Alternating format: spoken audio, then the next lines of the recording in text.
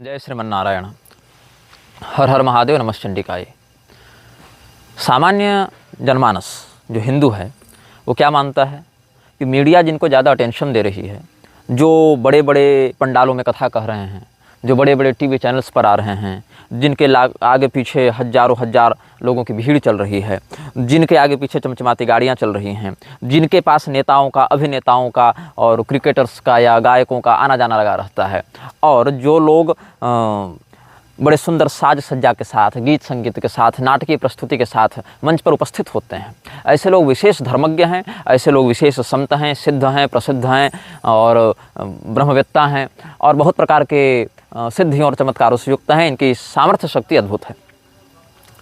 ऐसे लोगों में आपको बहुत से कथित हिंदूवादी नेता मिल जाएंगे जो सनातन धर्म के हितैषी होने का दावा तो करते हैं, किंतु उनके पास जो सैद्धांतिक मूलभूत जो ज्ञान है, सनातन धर्म से संबंधित जो उनके पास तैयारी है, परंपरागत जो अध्ययन है, वो शून्य है। आप यूट्यूब खोलें और न्यूज़ चैनल्स के आप बाइट्स को देखें, वहाँ पर आप इस बात को अनुभव कर पाएंगे कि अलग अलग चैनल्स पर ये डिबेट चल रहा है। अलग अलग मीडिया संस्थानों ने एक प्रकार का कार्यक्रम चला रखा है जहाँ पर नए नवेले बाबाओं को बुलाते हैं, उनसे उनके चमत्कारों के विषय में चर्चा करते हैं और परीक्षण करवाने के लिए कहते हैं। और उसके बाद धर्म का जो उपहास होता है, धर्म का जो मजाक बनता है, धार्मिक मान्यताओं का जो दोहन किया जाता है, उससे जो परिणाम समाज में उत्पन्न हो रहा है, इस पर कोई चिंतन नहीं करता। एक ट्रेंड चल बैठा है कि हम किसी भी प्रकार से समाज में प्रसिद्ध हो जाएं, किसी भी प्रकार से हम समाज में धर्मगुरु के रूप में स्थापित हो जाएं, ताकि हमारी महानता और हमारी योग्यता पर कोई व्यक्ति प्रश्न चिन्ह न उठा पाए। तो हमने जब कल एक वक्तव्य निर्गत किया था जिसमें हमने लक्ष्मी नारायण त्रिपाठी की एक 2 मिनट की ऑडियो क्लिप इंक्लूड की थी, सम्मिलित की थी, आपकी भाषा में सरलता के लिए हमने इंक्लूड शब्द का प्रयोग कर दिया। हमने जब वहाँ सम्मिलित किया था तो बहुत कुछ बातें और भी सामने आई। ये लक्ष्मी नारायण त्रिपाठी जो धमकी दे रही थी या दे रहा था, जो भी है, उसने यह कहा कि कोर्ट के चक्कर लगवाएंगे, मानहानि का केस करेंगे। तो बात ऐसी है, सनातन धर्म को न्यायालय, कथित न्यायालय ने, जिसको मैं न्यायालय नहीं मानता हूँ, अदालत अवश्य है, निर्णयालय हो सकता है वह संस्थान, लेकिन न्याय करने की औकात उसकी नहीं है, क्योंकि न्याय करने के लिए निष्पक्ष और साहसी होना चाहिए। और ऐसी स्थिति में जहाँ पर अतुल सुभाष के केस में आप देख लीजिए, एक व्यक्ति को मानसिक टॉर्चर करके, प्रताड़ित करके आत्महत्या के लिए विवश करने वाला संस्थान, जो कि यह कह सकता है कि दादा दादी तो स्ट्रेंजर्स होते हैं, उनको कैसे ये दिया जा सकता है, ये वो बच्चे की कस्टडी कैसे दी जा सकती है, केवल संपत्ति में हिस्सा होगा, और ये सब बातें कि जो एक अच्छी पत्नी नहीं है, आवश्यक थोड़ी है कि वो अच्छी मां नहीं बनेगी, ये सब बातें जो कही। या फिर आप जो बेंगलोर दुर्घटना वाला कांड देखे, जहाँ निबंध लिखकर हत्या के आरोपी को, सिद्ध आरोपी को छोड़ने की बात की जा रही है, या नमाज पढ़ने के कारण किसी बलात्कारी को छोड़ दिया जा रहा है कि वो तो अल्लाह का बंदा हो गया। ऐसे संस्थान न्याय नहीं कर सकते, उनकी औकात के बाहर है, मतलब आउट ऑफ सिलेबस विषय है।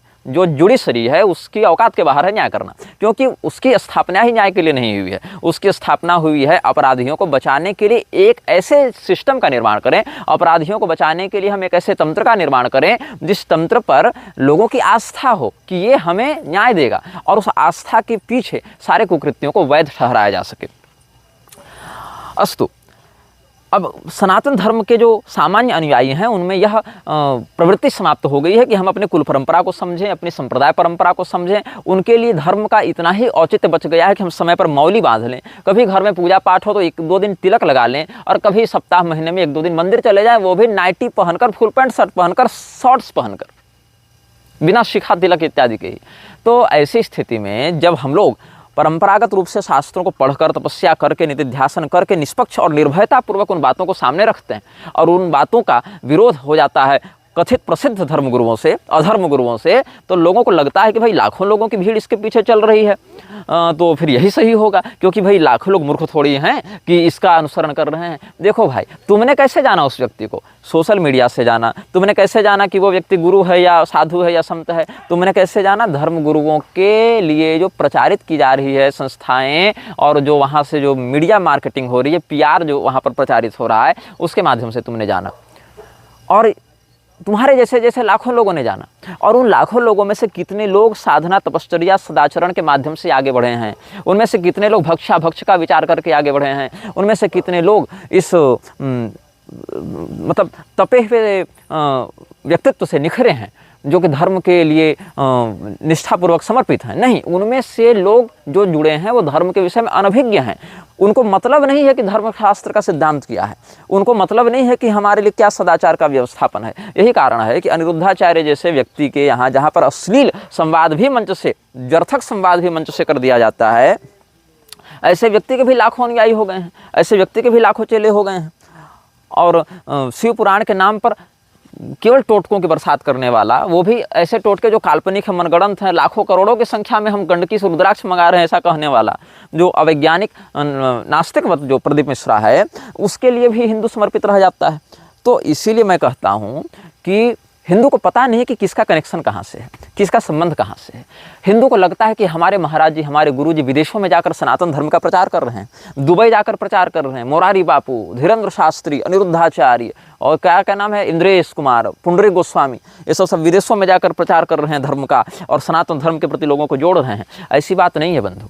बात ऐसी है कि या तो धीरेन्द्र शास्त्री इतना भोला भाला व्यक्ति है कि उसको पता ही नहीं कि उसके नाम और उसकी ब्रांडिंग का प्रयोग करके सरकार और सरकार के द्वारा पोषित होने वाले असामाजिक तत्व किस प्रकार का उद्देश्य सिद्ध करना चाहते हैं।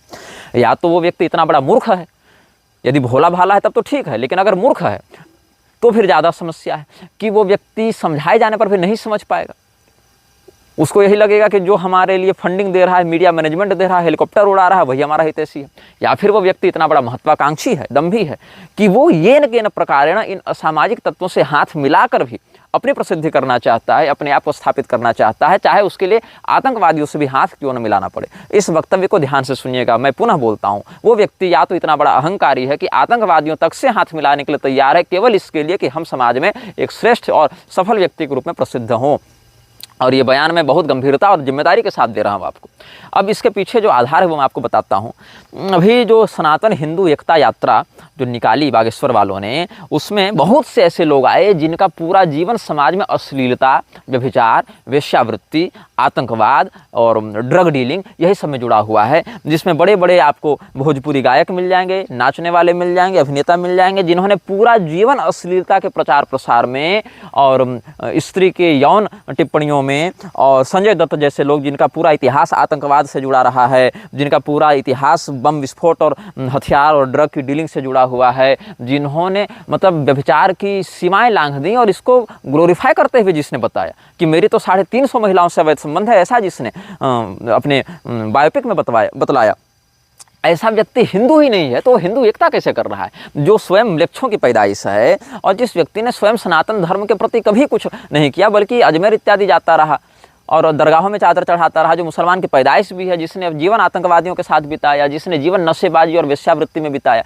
वो व्यक्ति बागेश्वर धाम से मिल रहा है और बागेश्वर धाम को लगता है कि वो व्यक्ति सनातन धर्म के लिए काम कर रहा है। तो ये किस प्रकार की सिद्धि है इसकी और ये किस प्रकार की निष्ठा है इस व्यक्ति के धर्म के प्रति, ये आप सोचिए। लक्ष्मी नारायण त्रिपाठी LGBT समलैंगिक अभियान की मुखिया रही है। व्यभिचार की धारा हटवाने में इसका बहुत बड़ा हाथ है, क्योंकि स्वयं ये लोग ऐसी मानसिकता के होते हैं। समलैंगिक संबंधों की वकालत करने में इस व्यक्ति का बहुत बड़ा हाथ है। जो व्यक्ति स्वयं धार्मिक अनुशासन में एक सामान्य हिंदू नहीं हो सकता है, वो व्यक्ति हिंदुओं का धर्मगुरु कैसे हो सकता है? जब तक अवधेशानंद जैसे चापलूसों का वरदहस्त प्राप्त नहीं हो, जब तक अवधेशानंद जैसे निर्लज उसको अखाड़ा की मान्यता न दे दे। तो ये समझना चाहिए कि हिमांगी को जब TRP मिलने लगी तो ये लोग भड़क गए। अब हिमांगी ने तो यह भी कह दिया था कि अगर 400 पार नहीं आए तो मैं आत्मदाह कर लूँगी। कहाँ है हिमांगी? क्यों आत्मदाह नहीं कर रही है हिमांगी? वो तो दूसरे को संस्कार और गुरुनिष्ठा सिखाने चली थी। तो 400 पार अगर नहीं आएगा मोदी जी को तो हम आत्मदाह कर लेंगे, ऐसा हिमांगी ने बयान दिया था। हिमांगी तो आज भी जिंदा है, न खुद मर रही है न कोई मार रहा है, क्योंकि उसको कभी आत्मदाह करना नहीं था। उसको केवल एक मीडिया सेंसेशन बनाना था, और सेंसेशन क्रिएट करने के चक्कर में, एक ट्रेंड बनाने के चक्कर में यदि आप धर्म को माध्यम बनाएंगे तो फिर ये असह्य बात हो जाएगी और इसका कड़ा प्रतिकार किया जाएगा, विरोध किया जाएगा। अब अवधेशानंद गिरी ने जितने नकली धर्मगुरु बनाए हैं, चाहे वो राधे माँ को देख लो, चाहे वो गोल्डन बाबा देख लो, चाहे वो ये कंप्यूटर बाबा देख लो, ये सब या जितने भी। अच्छा, अवधेशानंद ने एक बयान जारी किया था, आप शायद वो वीडियो देखें कि नहीं देखें, मैंने पहले अपलोड भी किया था उस वीडियो को, जिसमें वो कुरान और वेदों को एक बता रहा है। अब बताओ, कुरान और वेद एक कैसे हो सकते हैं? न तो ये सनातन धर्म में ही सनातन धर्मावलंबी मानेंगे और न ही म्लेच्छ मानेंगे। मतलब ये अवधेशानंद जैसे ही कुछ निर्लज्ज हैं जो कि कुरान और वेदों को एक दिखाने का प्रयास करते हैं। जबकि दोनों कभी एक नहीं हो सकते। न हिंदुओं के मत में एक हो सकते, न मुसलमानों के मत में एक हो सकते। अगर कोई मुसलमान स्वयं को सच्चा मुसलमान कह रहा है तो भी वो इस बात पर तो सर्तन से जुदा करने आ जाएगा कि तुम कुरान को वेदों से कैसे तुलना कर सकते हो, काफिरों के पुस्तक से कैसे तुलना कर सकते हो। और अगर कोई कट्टर सनातनी होगा तो भी वेदद्रोह के कारण यही दंड देने पहुंचेगा। दोनों स्थिति में हाल अवधेशानंद का वही होना है।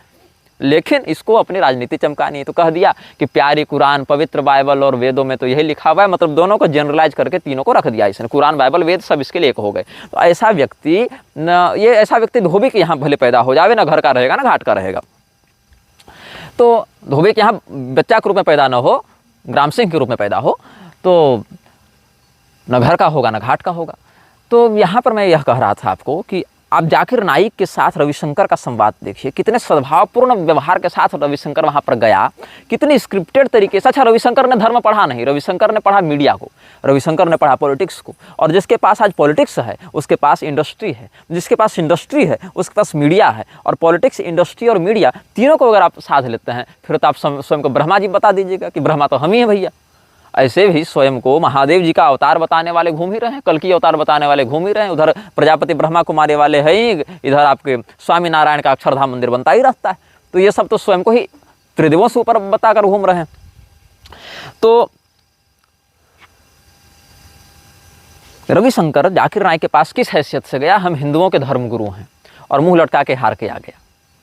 उससे क्या रविशंकर का तिरस्कार हुआ? नहीं, उससे जाकिर नाइक ने यह सिद्ध किया कि हिंदुओं, तुम्हारे गुरु ऐसे नालायक हैं जो हंसते हुए जाकिर नाइक के सामने अपनी पराजय स्वीकार करने के बाद यह बयान जारी करते हैं कि आपने तो बहुत अध्ययन किया है, पता नहीं आपने कहाँ से इतना अध्ययन किया, आपने तो बड़ा सुंदर अध्ययन किया है, बड़ा गंभीर आपको शास्त्रों का अध्ययन है, बड़ी बढ़िया बातें आपने याद करके रखी हैं। ऐसा जाकिर नाइक के सामने वो कह के आता है। और आप इतिहास निकाल कर देखिए, बहुत से पुराने वीडियो और फोटो आपको मिलेंगे जहाँ पाकिस्तान, सीरिया, अफगानिस्तान और अन्य इस्लामिक देशों में जहाँ आतंकवाद चरम पर है, बल्कि जहाँ से वैश्विक आतंकवाद को फंडिंग और पोषण मिलता है, ऐसे स्थानों पर रविशंकर का आना जाना रहा है, उनकी मस्जिदों में आना जाना रहा है, वहाँ पर बैठकों में भाषण देते रहा है।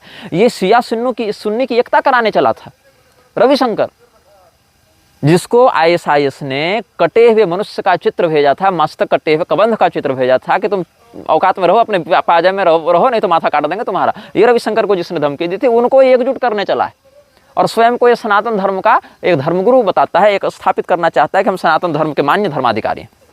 मुरारी का हाल आप जान ही रहे हैं। मुरारी ने तो भगवान श्री रामचंद्र जी के ही शास्त्रीय स्वरूप पर प्रहार कर दिया, उनके स्वरूप को ही विकृत कर दिया, भगवान के शरीर से उनके अभिन्न दिव्यास्त्रों को अलग कर दिया। तो मुरारी ने तो भगवान श्री रामचंद्र जी के अभिन्न दिव्यास्त्रों को अलग कर दिया, कह दिया कि हमारे राम जी तो ये अस्त्र शस्त्र धारण ही नहीं करते हैं। तुम्हारे राम जी पहले कैसे हो गए वो? अब ऐसे तो कोई कहेगा कि हमारे राम जी तो फुल पैंट शर्ट में घूमते थे, कोई कहेगा कि हमारी सीता जी तो इसमें क्या कहते हैं, जो आजकल का जींस टॉप है उसमें घूमती थी। तो ऐसे कोई अपने अनुसार अगर देवताओं का चित्रण करने निकलेगा तो वो देवापराध के कारण वध्य होगा ना। तुम अगर कह दोगे, अच्छा तुमको अगर रामचंद्र जी को अस्त्र शस्त्र विहीन ही दिखाना था तो भी तुम बाल रूप में दिखाते कि भगवान अपने पिताजी की गोद में बैठकर भोजन कर रहे हैं, ऐसा कोई स्वरूप दिखाते जिसकी शास्त्रीय सिद्धि हो सके। तुम भगवान को दिव्य स्वरूप में दिखा रहे हो और ये लॉजिक लगा रहे हो पीछे, ये कुतर्क कर रहे हो इसमें कि भगवान हमारे सेक्युलर हैं, भगवान किसी का वध नहीं करते हैं। तो इसका अर्थ फिर तुम कह दो कि हमारे राम जी रावण को नहीं मारे थे। भैया हमारे राम जी तो 5 टाइम नमाज पढ़ते थे, बल्कि ताकि सर्वधर्म संभाव हो, यही तुम कह दोगे कल। ऐसे भी आरएसएस वाले क्या कर रहे हैं, अयोध्या में तो वो नमाज का आयोजन करवाते ही रहते हैं। और एक तुम मुसलमान संस्था बताओ, एक तुम ईसाइयों की संस्था बताओ जो गुरुकुल खुलवा रही है और परंपरा से गुरुकुलों का पोषण कर रही है, नहीं मिलेगी। एक ऐसी संस्था इस्लाम और ईसाइयत के लोगों के द्वारा चला जा रही बताओ जिसमें हिंदू महिलाओं को पेंशन दिया जा रहा हो। नहीं, वो हिंदू महिलाओं को फंसाकर अपने यहाँ रखेल बनाकर रखना चाह रहे हैं, उसके अंगों का व्यापार करना चाह रहे हैं। एक तुम ऐसी संस्था बता दो जो मंदिरों का जीर्णोद्धार कर रही हो। एक ऐसी संस्था बता दो जो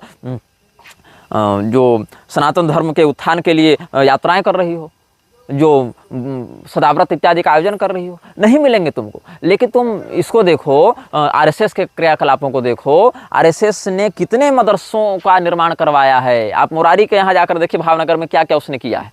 आप ये जांच कीजिए कि कितनी मुस्लिम महिलाओं को पेंशन आरएसएस से मिल रहा है, कितने मदरसे खुलवाए, कितनी मस्जिदों में झाड़ू पोछा, रंग रोगन, जीर्णोद्धार इत्यादि करवाए। ये सब मतलब पब्लिक डोमेन का विषय है, आप सर्च करके मुख्य समाचार पत्रों से ये सब जान सकते हैं। और कितने इस्लाम और ईसाइयत के संस्थाओं ने कहा कि कुरान को बदल दो और बाइबल को बदल दो, समय के अनुसार इनकी समीक्षा होनी चाहिए, एक भी नहीं। लेकिन ये आरएसएस के जो लोग हैं जो स्वयं को हिंदू बताते हैं, अच्छा हिंदुओं में क्या है ना, ये शास्त्र को बदलने की बात करते हैं, ताकि समयानुसार पहले शास्त्रों को बदलने की बात करो, फिर अपने अनुसार अखाड़े बना दो, फिर अपने अनुसार जगत गुरु बना दो, अपने अनुसार धर्म गुरु बना दो। तो ये जो है सनातन धर्म के मूल सिद्धांत पर आघात है, और तब जाकर सत्यम योगी जैसे भूमाफिया पैदा होते हैं जो हंस तीर्थ पर कब्जा कर लेते हैं, और जिनको सरकार से ये मिलता है जिनको सरकार से समर्थन मिलता है, संरक्षण मिलता है। फिर त्रिकाल भवंता जैसे ढोंगी पैदा होते हैं। अभी आप गूगल यूट्यूब में देखें कि पर्चा छापने वाले कितने भरे पड़े हैं।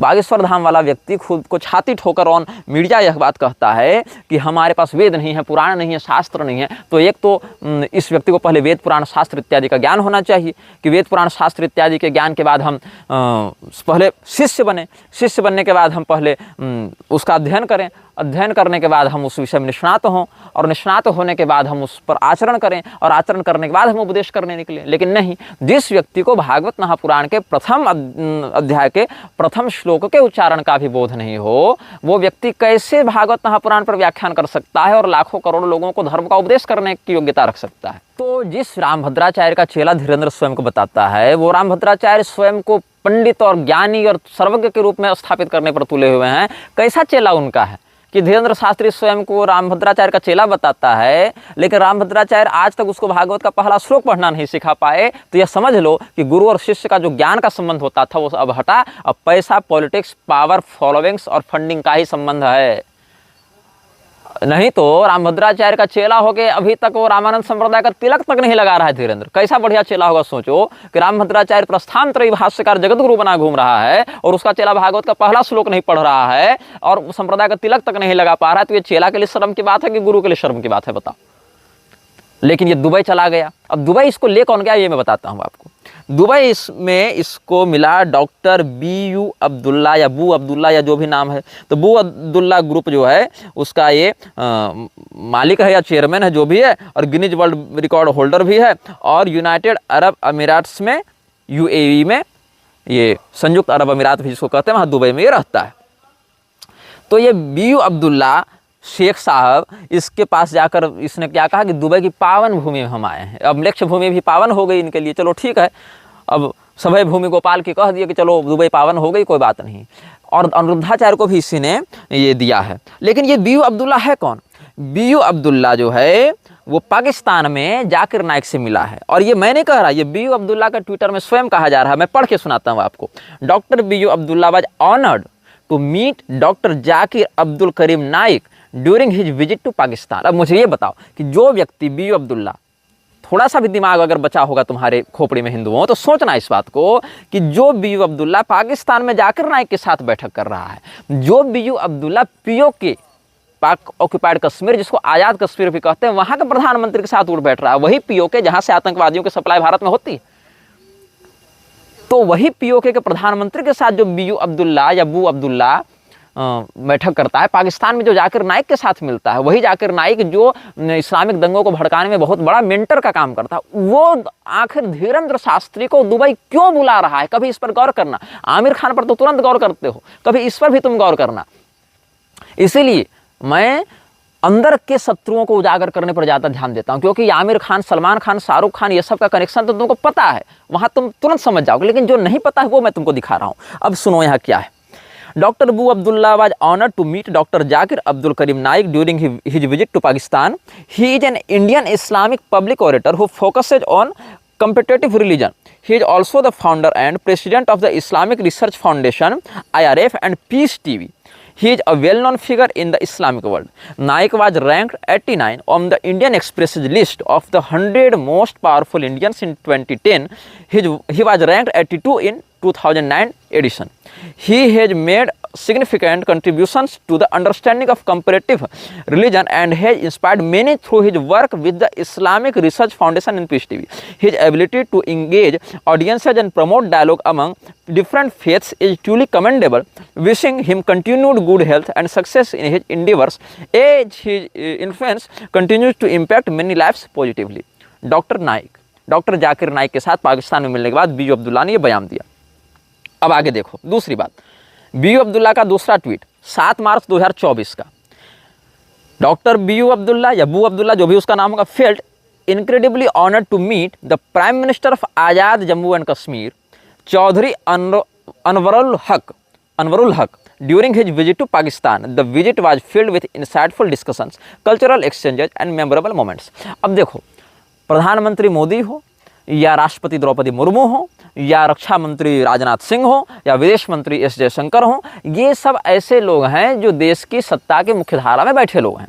अब ऐसे लोग अगर पाकिस्तान के नेताओं से मिलते हैं राजनीतिक कारणों से, क्योंकि दो देश की सरकारें हैं तो आपस में बैठक होती है, बातें होती हैं, सेना है, अर्थव्यवस्था है, शिक्षा है, झगड़ा है, 10 तरह की बातें होती हैं, तो आप किसी भी देश का पूर्णतः बहिष्कार नहीं कर सकते कि हम बात ही नहीं करेंगे, ऐसा नहीं है। यहाँ तक कि इजराइल और फिलिस्तीन में लड़ाई हो रही है, यूक्रेन और रूस में लड़ाई हो रही है, लेकिन संवाद तो नेताओं में होता ही है कि भैया लड़ना है कि नहीं लड़ना है, कि कैसे लड़ना है, या जो भी है। तो ऐसी स्थिति में अगर ये लोग कोई चुनावी नेता होते, धीरेन्द्र शास्त्री, अनिरुद्धाचार्य या ये बू अब्दुल्ला भी का अगर कोई नेता होता, कोई इलेक्टेड लीडर होता, तो कम से कम ये कह सकता था कि हम तो सरकारी काम से गए थे भैया, अब मेरा पड़ोसी देश है तो हमको तो बात करनी पड़ेगी कि भाई सिंधु नदी बह रही है तो कितना पानी किसके पास रहेगा, बॉर्डर एरिया क्या डिसाइड होगा, एक्सपोर्ट इंपोर्ट का क्या होगा, कल्चरल रिलेशंस कैसे रहेंगे, इकोनॉमिकल क्या होगा हमारा संबंध, जो भी अपना।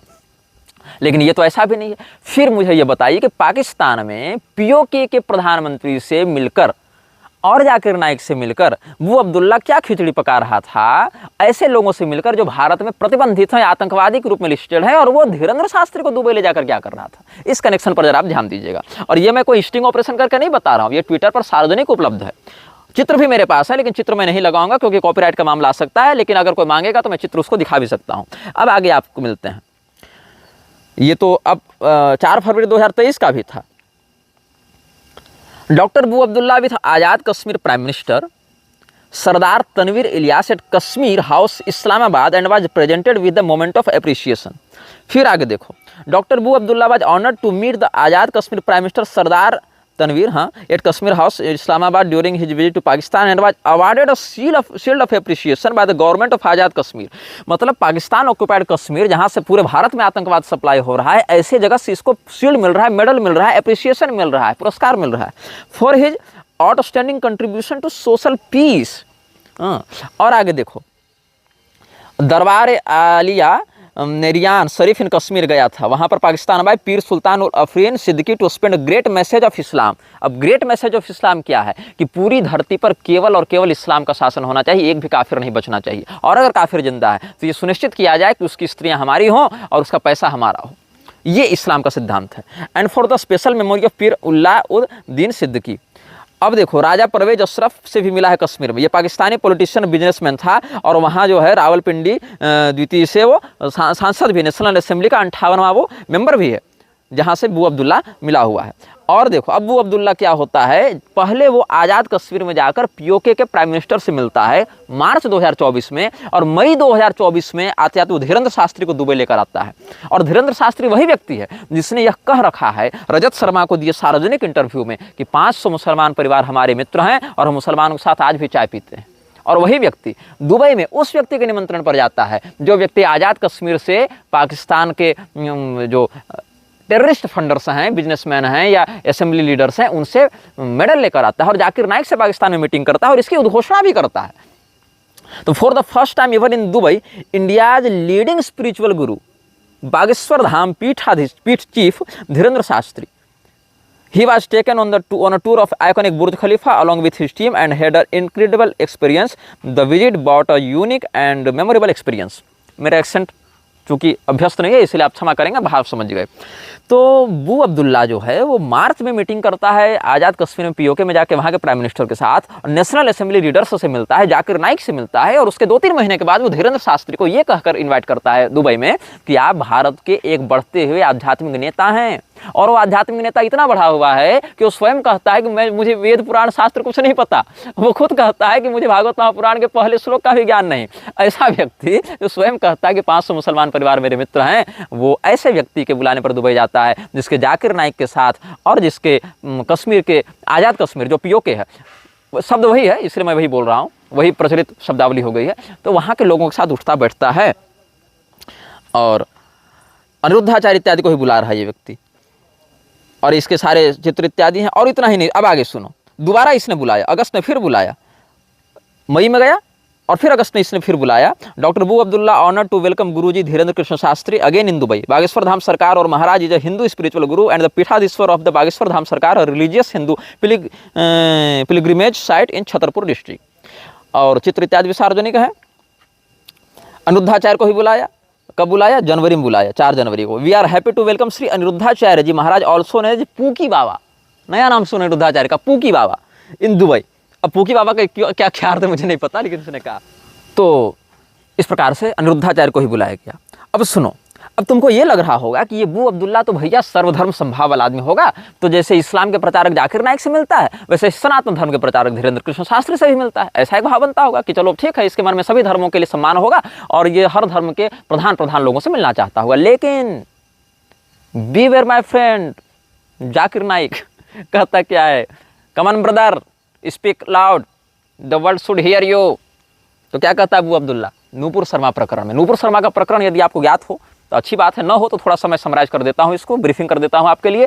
हुआ ये था कि जब ज्ञानवापी मस्जिद का मुद्दा उठा था, मस्जिद इसलिए कह रहा हूँ क्योंकि अभी मस्जिद के ही रूप में वो प्रसिद्ध है वो मंदिर शुरू से, लेकिन चूंकि उसकी अभी कब्जेदारी बनी हुई है अभी, इसलिए हमने मस्जिद शब्द का प्रयोग किया है। जबकि आप ध्यान देंगे हमने ज्ञानवापी मंदिर के ऊपर पूर्णतया शास्त्रीय प्रमाण से युक्त विस्तृत लेख भी लिखा था और कोर्ट को भेजा भी था, वीडियो भी बनाया था। तो उस मस्जिद मंदिर विवाद में नूपुर शर्मा का एक साक्षात्कार देश के एक प्रतिष्ठित चैनल पर चल रहा था, जहां पर मुसलमानों ने भगवान शिव का अपमान किया, शिवलिंग का अपमान किया। तो नूपुर शर्मा ने केवल उपमा देने के लिए यह कहा कि तुम्हारे पैगंबर को भी कोई कुछ ऐसा कहेगा तो तुमको कैसा लगेगा। बस इसी बात पर आउटरेज ऐसा हुआ और भारत की नपुंसक सरकार ने, मोदी सरकार नाम है शायद, हाँ खैर हम तो उसके सामर्थ्य पर चले गए, नाम पर नहीं जा पाए हम, इसके लिए हम क्षमा चाहते हैं कि नाम से पहले सामर्थ्य बता दिया। तो उस सरकार ने नूपुर शर्मा को अपनी पार्टी से निकाल दिया और ऐसा करके इसने विश्व में एक ऐसा प्रतिमान हासिल किया जो आज तक कोई पार्टी नहीं कर सकी थी कि सच बोलने वाले अपने कार्यकर्ता को निकाल दिया और उन लोगों के चरणों में जाकर लौट गई जो लोग सदैव से इन्हीं लोगों के जान के दुश्मन बने हुए थे। तो नूपुर शर्मा के प्रकरण में हमने, जब चंद्रचूड़ सीजीआई बना हुआ था उसी समय हमने सुप्रीम कोर्ट को फटकारते हुए एक बहुत विस्तृत पत्र लिखा था सुप्रीम कोर्ट को, जिसकी कॉपी सार्वजनिक भी है और एक वीडियो भी निर्गत किया था। उसके कारण हमें भी बहुत सारी धमकी आई थी, लेकिन हमने जितना संभव था अपने संसाधनों के आधार पर नूपुर शर्मा के प्रकरण में उसका समर्थन किया था, नूपुर शर्मा का। लेकिन जो ये कथित हिंदू धर्म गुरुओं को बुला रहा है दुबई ना, जो जाकिर नाइक का परम मित्र है, वो क्या लिखता है? Spokes person for the ruling BJP in India, Nupur Sharma BJP, repeatedly insulted and abused Islam, which is not acceptable, especially if it is about our messenger and our beloved Prophet Muhammad. The answer to your question. Nupur Sharma प्रकरण ने इसने स्पष्ट रूप से BJP को चेतावनी दी कि देख लो भैया, खबरदार, औकात में रहना बेटे। तो आरएसएस जो है स्वयं को हिंदूवादी संस्था कहती है, लेकिन आप ध्यान दें कि आरएसएस हिंदुओं के नाम से कोई संगठन नहीं चला रही है। राष्ट्रीय मुस्लिम मंच चल रहा है, राष्ट्रीय ईसाई मंच चल रहा है, लेकिन राष्ट्रीय हिंदू मंच नहीं चल रहा है। उसके लिए एक अलग है विश्व हिंदू परिषद, उसके लिए प्रवीण तोगड़िया इत्यादि भी पहले थे उसमें, लेकिन बाद में प्रवीण तोगड़िया की जो दुर्गति उसने की सो तो सब जानकारी सामने ही है। लेकिन आरएसएस यह नहीं चाहता कि कोई भी समानांतर हिंदू संगठन शास्त्रीय परंपरा के आधार पर खड़ा हो, और अगर खड़ा हो रहा है तो उसका हम मर्दन कर दें। ये आरएसएस की मोनोपोली रही इस प्रारंभ से, जिसको हम लेक्चराज सीरीज में बहुत अच्छे से एक्सपोज करेंगे। तो इस स्थिति में आप देखें तो आरएसएस जो है वो, इसका एक प्रमाण और देता हूं। मोहन भागवत में हाल में बयान दिया कि हर मस्जिद में मंदिर क्यों खोजना। कुछ लोगों को लगता है कि राम मंदिर के जैसे हम मस्जिद मंदिर का मुद्दा उठा के हिंदुओं के नेता बनेंगे, जो कभी सहन नहीं किया जाएगा। तू होता कौन है सहन करने वाला भैया? तू होता कौन है? मतलब तू खुद नेता बनेगा और मंदिर मस्जिद का मुद्दा जैसा मन वैसा उठाएगा, और वैसा जिसको कहे वो मंदिर हो जाए, जिसको कहे वो मस्जिद हो जाए। और उसके बाद भी लोग उछल रहे हैं कि राम मंदिर हम जीत गए। तुम राम मंदिर जीते नहीं। मान लो कि तुम्हारे घर में 2 बेटियां हैं और किसी व्यक्ति ने एक बेटी का अपहरण कर लिया और कहा कि चलो ठीक है हम तुम्हारी एक बेटी लौटा देंगे, लेकिन बदले में दूसरी बेटी चाहिए, और एक बेटी देकर दूसरी बेटी ले गया। तो ये तुम्हारी जीत है कि तुम्हारी हार है? तो जिसका जहाँ कुछ नहीं था वहाँ पर भी छोटे से जगह को देकर 5 एकड़ मस्जिद जिसने ले ली है बिना कुछ किए, केवल दबाव बनाकर, तुम उसको अपनी विजय कैसे मान सकते हो? ये तुम्हारी स्पष्ट पराजय है कि जहाँ पर उसको दंड मिलना चाहिए था उल्टे, वहाँ पर तुम उसको बिना दंडित किए और 5 एकड़ अलग से जमीन दे रहे हो, और इसको तुम अपनी विजय मान रहे हो। और दूसरे स्थानों पर जहां मंदिरों की बात हो रही वहां पर कहते हो कि ऐसा मत करो, तुम हिंदुओं के नेता कभी नहीं बन पाओगे। तो ऐसा व्यक्ति किस संस्था के लिए काम कर रहा है ये तुमको समझ में आ जाना चाहिए। नकली पोप, नकली खलीफा नहीं बनाए जा रहे, लेकिन नकली शंकराचार्य, नकली महामंडलेश्वर, नकली जगतगुरु, यहाँ तक समलैंगी किन्नर सब बना दिए जा रहे हैं। तो इस स्थिति में समझ लो कि तुम सनातन धर्म के लिए काम करो कि उसके विरुद्ध काम करो। यही बू अब्दुल्ला आकर मिला था अभी रामभद्राचार्य से भी। रामभद्राचार्य का, मुरारी बापू का, रविशंकर का, धीरेन्द्र शास्त्री का, अनिरुद्धाचार्य का, अवधेशानंद का, कैलासानंद का क्या कनेक्शन है इन इस्लामिक एजेंटों के साथ, इसकी गहराई से जांच होनी चाहिए। और कैलासानंद का तो मदनी से उठना बैठना बिल्कुल प्रत्यक्ष है, और मदनी किस प्रकार की विचारधारा का व्यक्ति है तुम जान लो। कैलासानंद का भी फोटो बू अब्दुल्ला के साथ मुझे मिल रहा है यहाँ पर। Doctor Bu Abdullah was honoured to meet Swami Kailashananda ji Giri during his visit to Delhi. और जाकिर नाइक के साथ इसका फोटो बड़ा चमचमा रहा है, देखो यहाँ पर अगर दिख रहा होगा, फोकस जूम किया जाए जरा, इस पर दिख रहा है, ये फोटो देख लो, और ये कैलासानंद के साथ इसका फोटो देख लो। और ये रामभद्राचार्य के साथ इसका फोटो देख लो।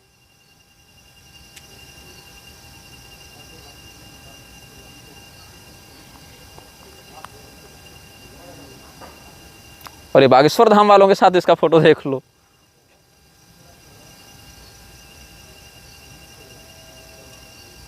और ये सब आधिकारिक ट्वीट से हमने लिए हैं, ये भी नहीं कि कोई एडिटेड फोटो है। तो ये हम तुमको एक छोटा सा सिग्नल दे रहे थे कि किस प्रकार से ये लोग हिंदुओं को मूर्ख बनाकर, हिंदुओं का दोहन करके, और उन्हीं लोगों से हाथ मिलाकर बैठे हुए हैं जिनको हिंदुओं का शत्रु बताया जाता है। बिल्कुल बताया जाता है, बिल्कुल हैं ही वो शत्रु, लेकिन शत्रु बोध को जगाने के साथ साथ तुम पीछे से हाथ मिलाकर कौन सा स्वार्थ सिद्ध कर रहे हो, जरा इसकी बात करो। आखिर ये बताओ कि जिन्होंने समाज में अश्लीलता फैलाई, जिसने समाज में व्यभिचार फैलाया, जिसने समाज में आतंकवाद फैलाया, जिसने समाज में ड्रग्स डीलिंग की, जिसने समाज में मानव तस्करी, लव जिहाद को बढ़ावा दिया, जिसने समाज में वर्णाश्रम व्यवस्था को मटियामेट किया, ऐसे लोगों को तुम अपने पास बुला रहे हो। ऐसे खेसारी यादव और अक्षरा सिंह और संजय दत्त और 10 तरह के बवंडर वालों को बता रहे हो। तो ये बताओ कि धीरेन्द्र के पास अगर कोई शक्ति सिद्धि होती तो आज तक उसने, मतलब कोई वैसी शक्ति सिद्धि जिसका ये दावा करता है, पर्चा सिद्धि वाले तो भाई हजारों घूम रहे हैं यूट्यूब पर, तुम खुद देख लो। लेकिन क्या है कि उनको मीडिया अटेंशन नहीं मिला, इसकी किस्मत थोड़ी ठीक थी तो इसको मीडिया PR मिल गया, इसको पॉलिटिकल फंडिंग मिल गई। तो ये बताओ कि आतंकवादियों के समर्थकों से ये बार बार मिल रहा है, इसको पता क्यों नहीं चलता कि आखिर ये लोग आतंकवादियों के समर्थक हैं। और तिरुपति मंदिर में जो चर्बी मिलाया गया लड्डू में, उसकी जानकारी पहले ही हो जानी चाहिए थी, इसको लेकिन नहीं हुई। ये सब कुछ विरोध ये नहीं किया। किसी विशेष शक्ति से संपन्न अगर ये होता है कि देश को बदल देंगे, पूरा सुधार ला देंगे और हम हनुमान जी के कृपा पात्र व्यक्ति हैं। देखो ऐसे तो करौली सरकार भी प्रेत सिद्ध करके स्वयं को कामाख्या देवी का साधक और महादेव जी का भक्त बताता है, लेकिन करता क्या है? जो अश्वत्थामा शाप मुक्त हो चुके तो लोगों के अंदर से अश्वत्थामा निकाल रहा है कि वरुण देवता को निकाल रहे हैं, कुबेर जी को निकाल रहे हैं, हम तो सब देवताओं को प्रशासन कर रहे हैं, ऐसा कह के करौली सरकार प्रपंच करता है।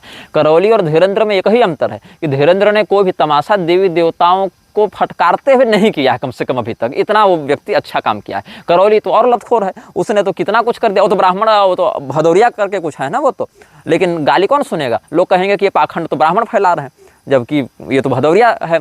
कौन? करौली सरकार वाला व्यक्ति।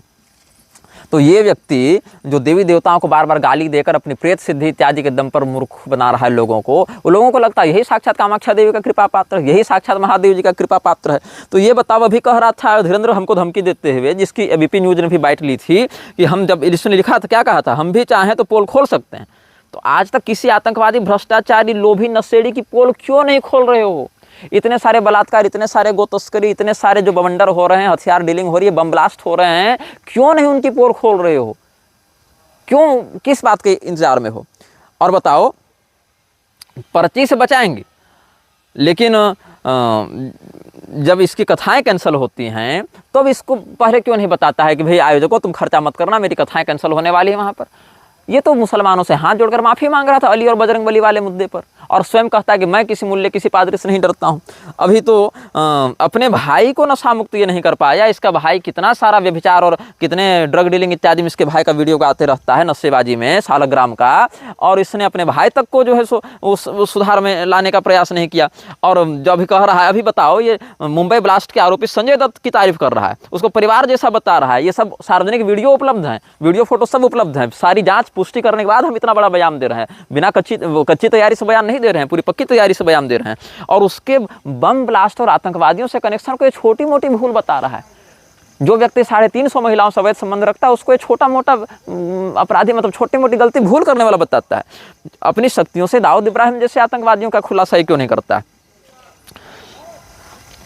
और जो दुबई का आतंकी समर्थक है, उसके साथ ये तो शराब की फैक्ट्री खोला था ये दुबई में, संजय दत्त ने, और यहाँ पर आकर तंबाकू की कंपनी जो गोपाल भगवान और कृष्ण भगवान का फोटो लगाकर तंबाकू बेच रही है, ऐसी कंपनी के साथ मिलकर ये तंबाकू की एडिंग कर रहा है और वहाँ पर विज्ञापन दे रहा है और भगवान कृष्ण की फोटो लगाकर कर रहा है, तब धीरेन्द्र क्यों नहीं रोकता ऐसे लोगों को? बताओ। अभी डबल स्मार्ट जो फिल्म आई 15 अगस्त को, वहाँ भगवान महादेव का अपमान किया इसने, तब धीरेन्द्र तो इसको कुछ नहीं समझाया। और धीरेन्द्र के पास जो है कि हम नासा को भी झाड़ देंगे और ये मेरी बात नहीं मानेगी तो नासा को भी सुधार देंगे, ऐसी जो बकवास कर रहा है, धीरेन्द्र को सामान्य बातों का भी ज्ञान नहीं है। धीरेन्द्र के पास है फुंसी, उसको बना दिया है कैंसर, बस यही है अतिशयोक्ति। 4 चवन्नी को 4 करोड़ बताने की अगर कला है आपके पास तो आप हिंदू धर्म के सबसे बड़े धर्मगुरु बन सकते हैं, बस यही स्थिति हो गई है। और यहाँ तक कि आप देखें तो छोटे छोटे 7-7, 8-8, 10-10 साल के बच्चे जिनको कुछ नहीं पता है। एक बच्चे का इंटरव्यू देख रहा था मैं, वो पर्चा सिद्धि वाला ही बच्चा था, उसने कहा था कि पत्रकार ने जब उससे पूछा कि भाई आपने कौन से साधना की है, कि ये सब साधना, कहता है कि साधना तो भूत की होती है, हम तो भगवान का भजन करते हैं। बताओ, उसको साधना का अर्थ नहीं पता, उसको भगवान का अर्थ नहीं पता, उसको भूत का अर्थ नहीं पता, तो ये व्यक्ति किस प्रकार से धर्म के लिए कार्य करेगा और किस प्रकार से इसके माध्यम से लोगों का आध्यात्मिक उत्थान होगा।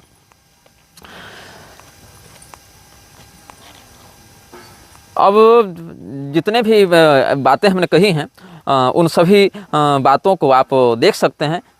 जैसे किस प्रकार से मूर्ख बनाया जाता है। पवन कल्याण का नाम लगाकर लोग कह रहे थे कि मैं सनातन धर्म बोर्ड की मांग करता हूं। पवन कल्याण की पत्नियां खुद ईसाई हैं, बच्चे खुद ईसाई हैं, क्या सनातन धर्म बोर्ड की मांग करेगा? लेकिन लोगों को लगता है कि चलो हिंदुओं के लिए काम कर रहा है। लोग वेरिफिकेशन नहीं करते ना, जांच नहीं करते। जो टीवी पर देखा वही सच हो गया, जो देख लिया वही मान लिया, जो हो गया वही सही है।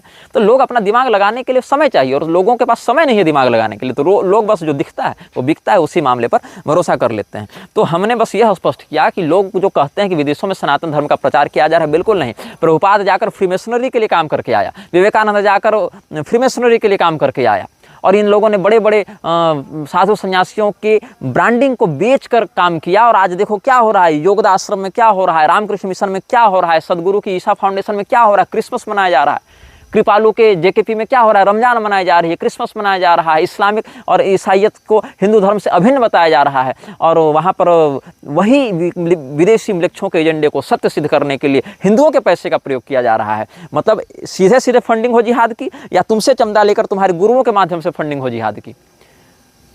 उसमें एक मीम आया था ना, लेकिन मीम बड़ा सच्चा था।